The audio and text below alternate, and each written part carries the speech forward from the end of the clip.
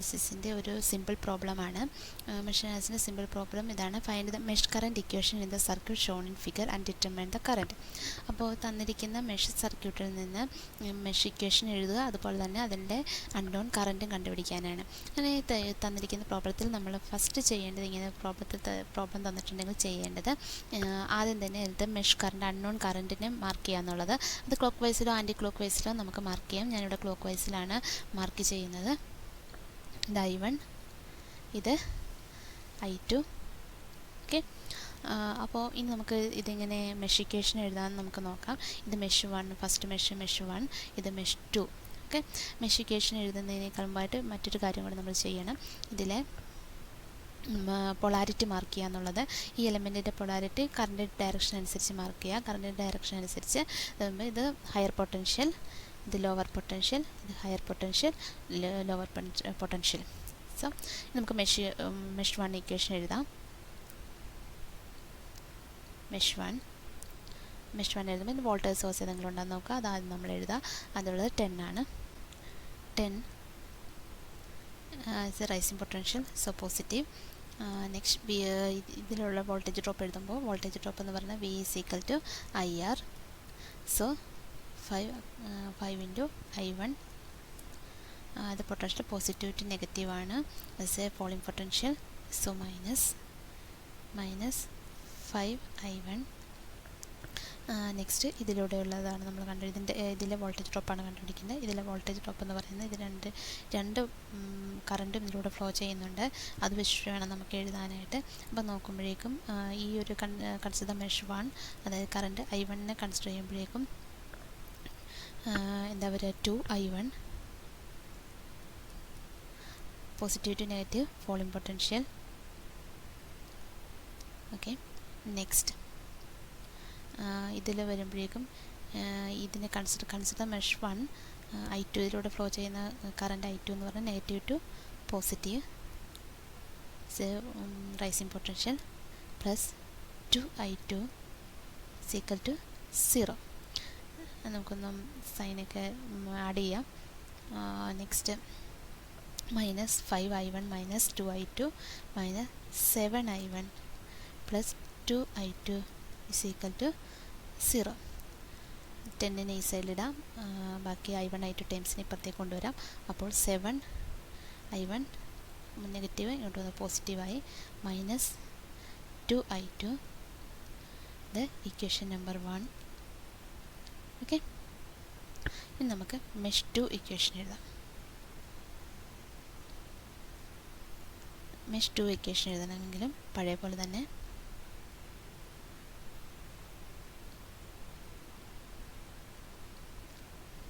ഇതിലേക്ക് സോഴ്സിൻ്റെ അത് നമുക്ക് ആദ്യം എഴുതാം. സോഴ്സ് ഇതിനകത്തേക്കുള്ളത് 50, കറണ്ടിൻ്റെ ഡയറക്ഷൻ ഇങ്ങനെ positive to negative falling potential, so minus.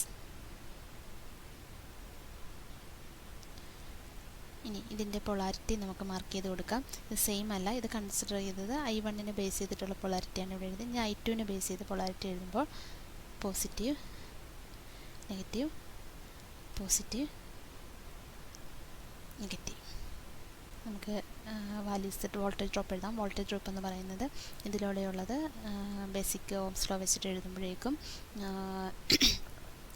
ഇതിൻ്റെ പൊളാരിറ്റി ആദ്യം തന്നെ എഴുതാം. പൊളാരിറ്റി എന്ന് പറയുന്നത് positive to negative falling potential, so minus voltage drop എന്ന് പറയുന്നത് 10 I2.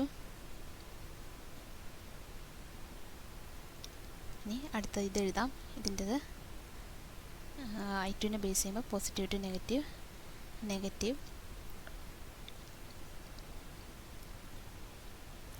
2 I2 I1 നോക്കുമ്പോൾ നെഗറ്റീവ് ടു പോസിറ്റീവ് ആണ്. So rising potential plus 2 I1 is equal to 0. minus 50 minus 12 I2 plus 2 I1 is equal to 0. minus 50 is equal to 12i2 minus 2i1 എന്ന് rearrange തന്നെ എഴുതാം. -50 is equal to എന്ന് rearrange -2i1 plus 12i2 എന്ന് കിട്ടും. ഇത് equation number 2.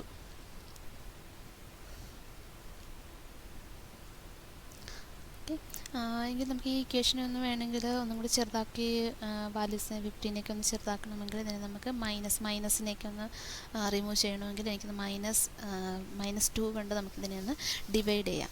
-2 വെച്ച് divide ചെയ്യുമ്പോൾ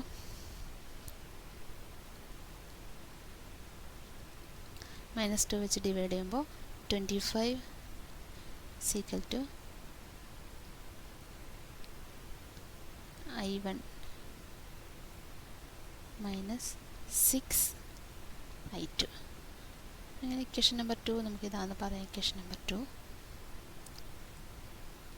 okay, എളുപ്പത്തിന് വേണ്ടി നമുക്ക് ഒന്നും കൂടി ചെറിയ കാൽക്കുലേഷൻ്റെ എളുപ്പത്തിന് വേണ്ടിയിട്ട് ചെറുതാക്കിയത് ചെയ്യണമെന്നില്ല. എങ്ങനെ ചെയ്താലും ആൻസർ ഒന്നേ വരത്തുള്ളൂ. ഓക്കെ, ഇനി നമുക്ക് ഈ രണ്ട് ഇക്വേഷനും കൂടി ഒന്ന് സോൾവ് ചെയ്യാം. Okay,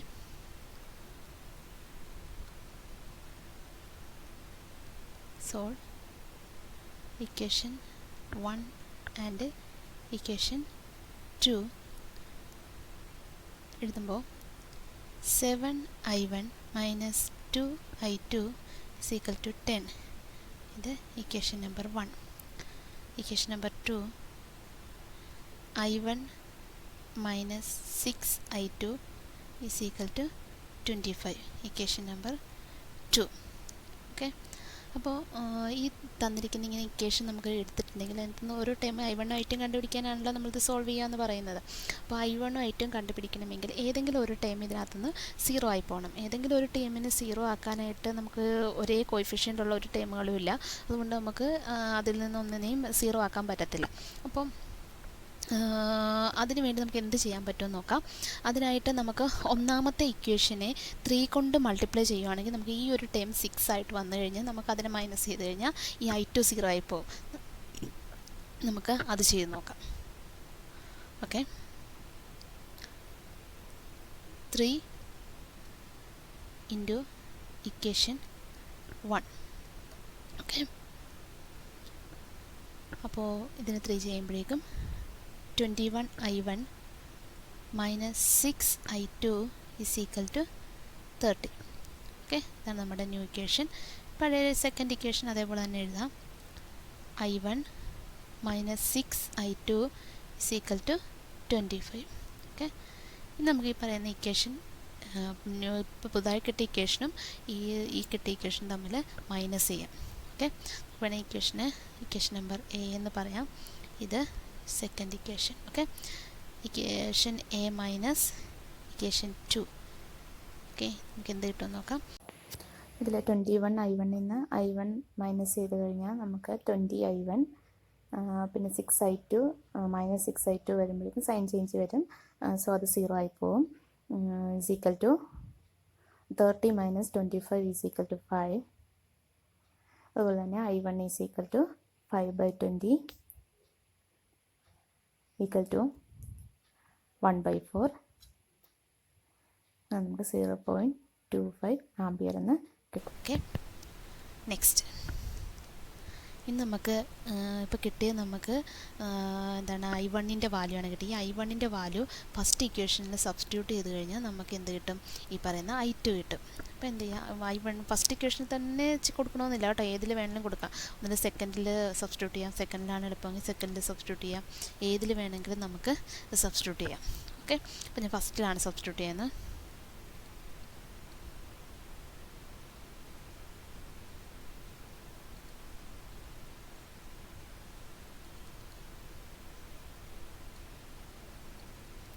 i1 to equation, substitute the value of i1 to equation 1. equation 1 എന്ന് പറയുന്നത് 7i1 minus 2i2 is equal to 10. 7 into i1 ൻ്റെ value 0.25 minus 2i2 is equal to 10.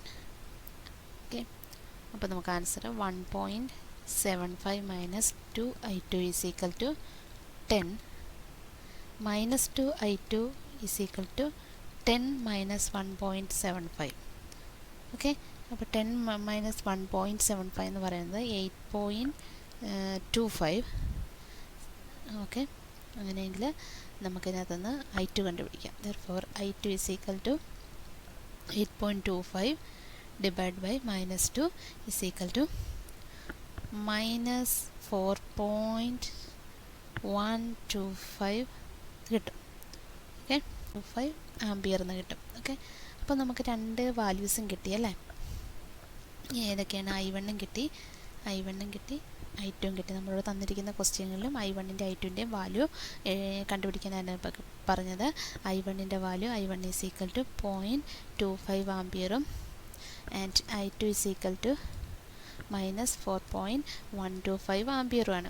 പിന്നെ അതൊരു ഡിഫറൻസ് വന്നിരിക്കുന്നതെന്ന് പറയുന്നത് മൈനസ് സൈൻ, അതായത് I2ൻ്റെ വാല്യൂവിൽ മൈനസ് സൈൻ വന്നിട്ടുണ്ട് അല്ലേ.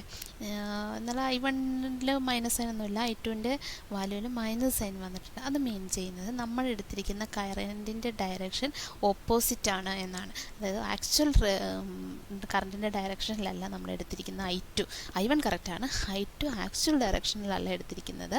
അതുകൊണ്ടാണ് നമുക്കവിടെ മൈനസ് സൈൻ വന്നത്.